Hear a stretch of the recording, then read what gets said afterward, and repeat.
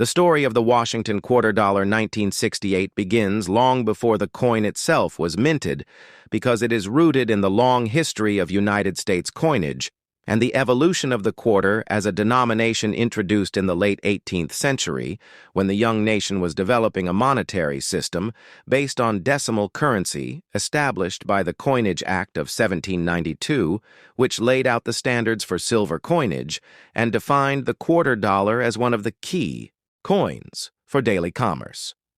Over the decades, the design of the quarter changed several times from the early draped bust and capped bust styles to the seated Liberty design that lasted for many years, and then the barber quarter introduced in 1892, which was eventually replaced by the standing Liberty quarter in 1916, a beautiful but somewhat problematic design that went through several modifications before the U.S. Mint decided in 1932 to introduce a completely new design featuring George Washington in honor of the bicentennial of his birth. This created the Washington quarter, a design that quickly became one of the most recognizable and long-lasting in American history. By the time we reach 1968, the Washington quarter had already been circulating for more than 3 decades, but the world of American coinage had undergone dramatic changes, especially in the early 1960s, when rising silver prices and widespread hoarding pushed the government to remove silver from circulating coins. This resulted in the Coinage Act of 1965, which ended silver composition for the quarter, and the dime introducing instead a clad composition made of copper and nickel with a pure copper core, sandwiched between layers of copper-nickel alloy. This change was controversial at the time, but became essential for keeping coins in circulation. The 1968 Washington quarter is part of this new era of clad coinage, representing one of the early years of the modern composition that continues to this day. The year 1968 itself is historically significant not only for numismatics, but for the entire United States, as it was a year marked by political tension, social transformation, and major events that shaped the national mood. During this time, the U.S. Mint was making important changes, including reintroducing mint marks that had been removed from coins in 1965 to discourage hoarding. Starting in 1968, the mint marks returned but were moved from the right side of the reverse, to the obverse of the coin appearing just to the right of Washington's ribbon on the neckline. This detail makes the 1968 quarter an important transitional year as collectors can track the reappearance of mint marks, which play a major role in identifying where a coin was struck. In 1968, quarters were minted in Philadelphia, Denver, and San Francisco, but Philadelphia coins carried no mint mark. Denver coins bore the D mint mark, and San Francisco coins were struck primarily as proofs with the S mint mark. The obverse design of the 1968 quarter features the familiar portrait of George Washington created by sculptor John Flanagan based on a bust by Jean-Antoine Houdon. This portrait had been the subject of debate since its introduction because some artists felt it lacked the elegance of earlier coin designs, but the American public quickly accepted it, and it remained unchanged for decades. On the reverse is the heraldic eagle clutching arrows and an olive branch symbolizing strength and peace, a design that also came from Flanagan and was used on the quarter until 1998. The sharpness and detail of these features vary depending on the mint, because Denver coins were often struck more strongly than Philadelphia issues, while the San Francisco proof coins have mirror-like surfaces and frosted devices, making them highly desirable for collectors. The clad composition of the 1968 quarter consists of outer layers of 75% copper and 25% nickel bonded to a core of pure copper, giving the coin a total weight of 5.67 grams and a diameter of 24.3 millimeters.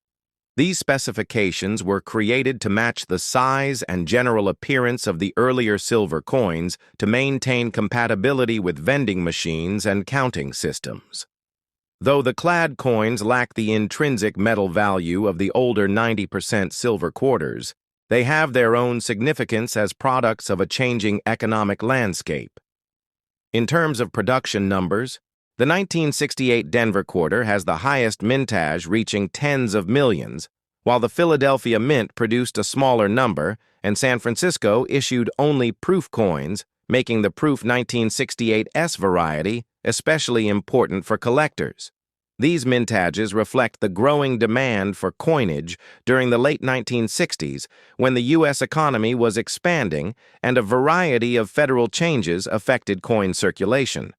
Because mint marks had been absent for 3 years, collectors quickly began hoarding 1968D and 1968S coins, marking the year as a fresh beginning for mint mark collecting.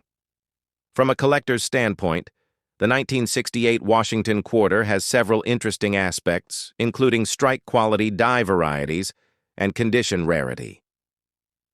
High-grade business strike coins with strong luster and minimal marks are much harder to find than their mintage might suggest because the clad composition did not hold up as well as silver-to-circulation wear. Sharp details on Washington's hair and the eagle's feathers are especially prized. Proof coins from San Francisco also come in 2 types, cameo and deep cameo, depending on the level of frosting on the raised elements. Deep cameo proofs are especially sought after because they were produced in smaller quantities early in the proof-making process when dies were freshly prepared. Another important topic for a video involves the historical context of U.S. coin collecting during the late 1960s. The coin boom of the early 1960s, fueled by rising silver prices, had collapsed by 1965, leaving many collectors confused about which coins would be valuable in the future. The 1968 quarter sits at a crossroads between the old silver era and the modern clad era, representing a new direction for U.S. coinage. This makes the coin a popular subject for long educational videos because it allows the presenter to explore not only the coin itself, but also the broader economic and political environment that shaped it. Additionally, the move to clad coinage affected the public perception of coins as people noticed the difference in ring sound weight and appearance between silver and clad quarters. Many Americans disliked the new coins, at first complaining that they looked and felt cheap, but over time the population adjusted.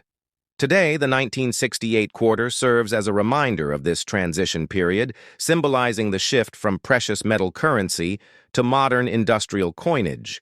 A detailed discussion can also cover the role of the U.S. mint facilities during 1968, including Denver's role in mass production, Philadelphia's work on circulation strikes, and San Francisco's transformation into a proof-producing mint. This restructuring allowed the mint to stabilize coin supply, which had been disrupted during the height of hoarding earlier in the decade. Another interesting element is the study of errors and varieties known for 1968 Washington quarters. Errors such as off-center, strikes die cracks, clipped planchets, and double dies exist, though they are not as common as in some other years. Collectors enjoy searching for these varieties because they can add significant value and make a coin stand out from the millions of standard strikes. When presenting this material in a long video, you can also explore how the Washington quarter evolved after 1968, leading to later major changes like the bicentennial quarters of 1976, the statehood quarter program beginning in 1999, the America the Beautiful quarters starting in 2010, and the recent American Women Quarter program. The 1968 coin stands as an early marker in the long timeline of these changes, bridging the classic Washington design with the modern era of special circulating commemoratives. The legacy of the Washington quarter dollar 1968 is therefore tied not only to its design and composition, but to the broader forces that shaped American coinage. It tells a story of economic pressure, rising metal, prices changing, mint technology, collector interest, and national symbolism. The 1968 quarter continues to circulate today, and many examples still appear in pocket change, though high-grade coins remain prized by collectors. From a numismatic perspective, the 1968 quarter is valued not only for its place in monetary history, but for the subtle variations that occurred during production. Collectors often study the strength of the strike, the sharpness of Washington's hair curls, the detail in the eagle's wings, and the overall luster. Clad coins, especially those from the late 1960s, can show weak strikes because the new planchets sometimes required stronger pressure from the presses. This makes well-struck 1968 circulation coins more desirable. Errors from this year, including off-center coins, caps die, cracks, weak strikes, and clipped planchets, also capture collectors' attention.